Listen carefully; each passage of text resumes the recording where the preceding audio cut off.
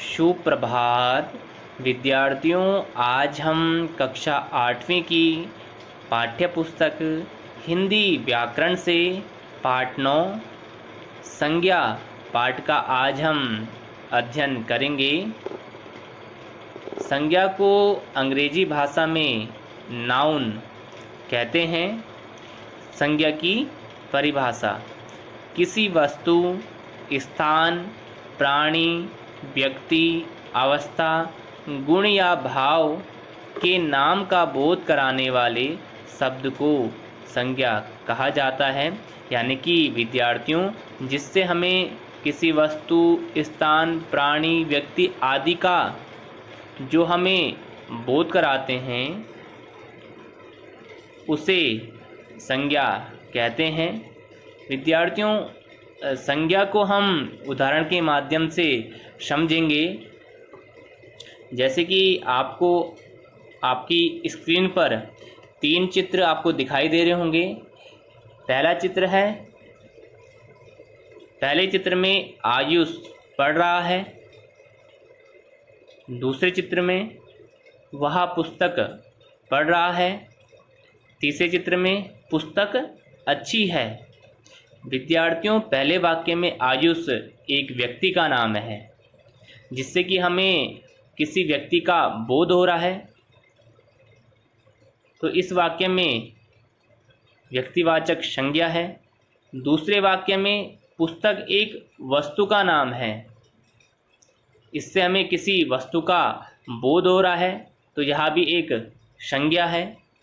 तीसरे वाक्य में या तीसरे चित्र में हमें अच्छी एक भाव का नाम है, यानी हमें इस वाक्य में भाव की प्रधानता है।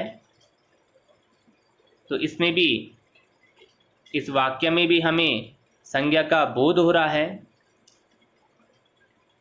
तो विद्यार्थियों, जब हमें किसी वस्तु, स्थान, प्राणी, व्यक्ति, अवस्था, गुण या भाव का जो हमें वाक्य या शब्द बोध कराते हैं उन्हें संज्ञा कहते हैं।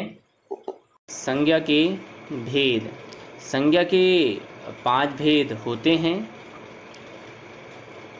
पहला भेद है व्यक्तिवाचक संज्ञा। दूसरा भेद है जातिवाचक संज्ञा। तीसरा भेद भाववाचक संज्ञा।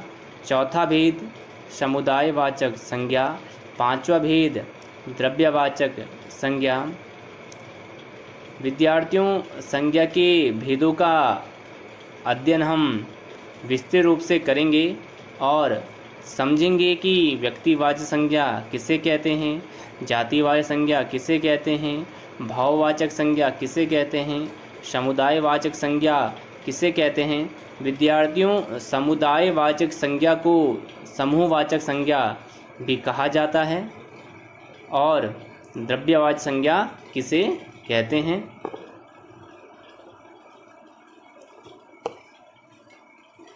विद्यार्थियों, कुछ लोग संज्ञा के 3 भेद ही मानते हैं।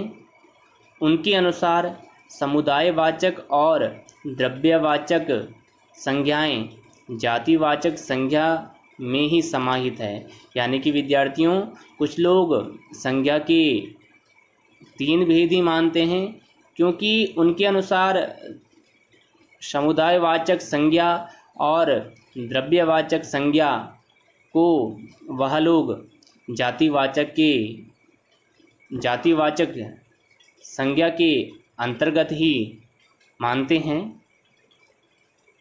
संज्ञा का प्रथम भेद है व्यक्तिवाचक संज्ञा। किसी विशेष व्यक्ति, वस्तु, स्थान का बोध कराने वाले संज्ञा शब्द व्यक्तिवाचक संज्ञा के नाम से जाने जाते हैं। यानी कि विद्यार्थियों, मतलब जो किसी विशेष व्यक्ति के बारे में बताता है वो शब्द हमारा व्यक्तिवाचक संज्ञा कहलाता है। जिससे हमें किसी व्यक्ति का बोध होता है उसे व्यक्तिवाचक संज्ञा कहते हैं, जैसे भारत, कालिदास, गंगा, लक्ष्मी नारायण मंदिर, कुतुब मीनार आदि। दूसरा संज्ञा का भेद है जातिवाचक संज्ञा। जिन संज्ञा शब्दों से एक ही प्रकार के या एक जैसे समस्त प्राणियों, व्यक्तियों, स्थानों या वस्तुओं का परिचय मिलता है, उन्हें जातिवाचक संज्ञा कहते हैं। यानी कि विद्यार्थियों, ऐसे शब्द जो किसी विशेष जाति के बारे में यानी किसी एक जाति को बताता है, एक जाति को बताता हो। हम जैसे नाम लेते हैं,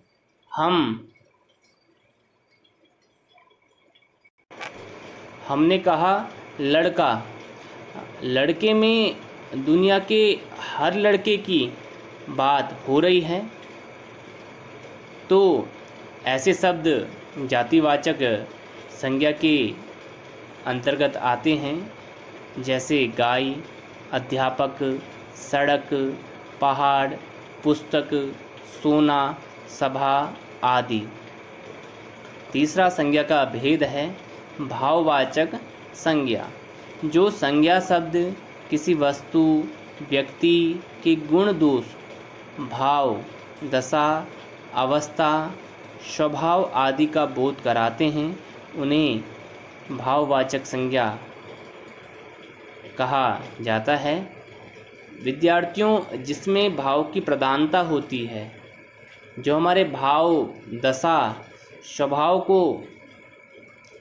का बोध कराते हैं, उसे भाववाचक संज्ञा कहते हैं।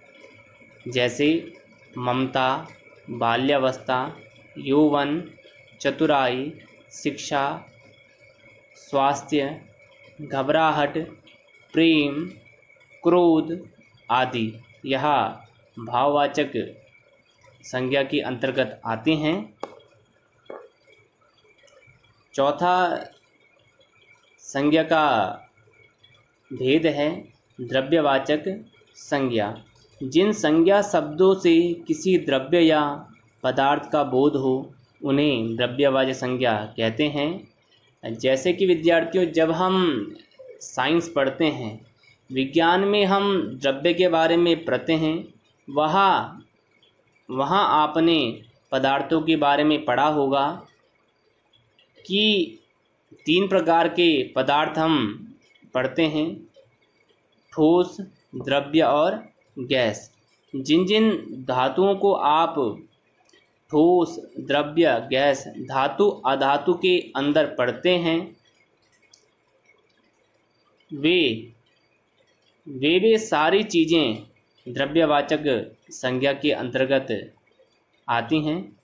जैसे सोना चांदी से आभूषण इत्यादि बनते हैं, दूध से दही, पनीर, मिठाई आदि बनाए जाते हैं, पीतल, तांबा, लोहा आदि से विभिन्न सामान बनाए जाते हैं, मिट्टी, लकड़ी, तेल, पेट्रोल, कोयला भी द्रव्य है। सभी द्रव्यवाचक संज्ञा शब्दों का प्रयोग एक वचन में ही किया जाता है, क्योंकि ये द्रव्य गणनीय नहीं होते, क्योंकि हम द्रव्य की गणना नहीं कर सकते हैं। तो ये सब चीज़ें द्रव्यवाचक संज्ञा के अंतर्गत आती हैं। पांचवा संज्ञा का भेद है समूहवाचक या समुदायवाचक संज्ञा। किसी समूह या समुदाय का बोध कराने वाली संज्ञाओं को समूहवाचक या समुदायवाचक संज्ञा कहते हैं।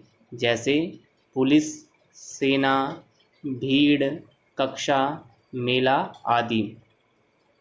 विद्यार्थियों, जिससे हमें समूह का बोध होता है, जैसे सेना में कोई एक व्यक्ति तो होगा नहीं, वहाँ पर क्या होगी, बहुत सारे सैनिक होंगे, तो जिसके कारण जो हमें समूह प्रदर्शित करता है, जो हमें समूह का कहते हैं। तो विद्यार्थियों, आज हमने आपकी पाठ्यपुस्तक हिंदी व्याकरण से पाठ 9 के अंतर्गत संज्ञा पाठ का आज हमने अध्ययन किया। धन्यवाद।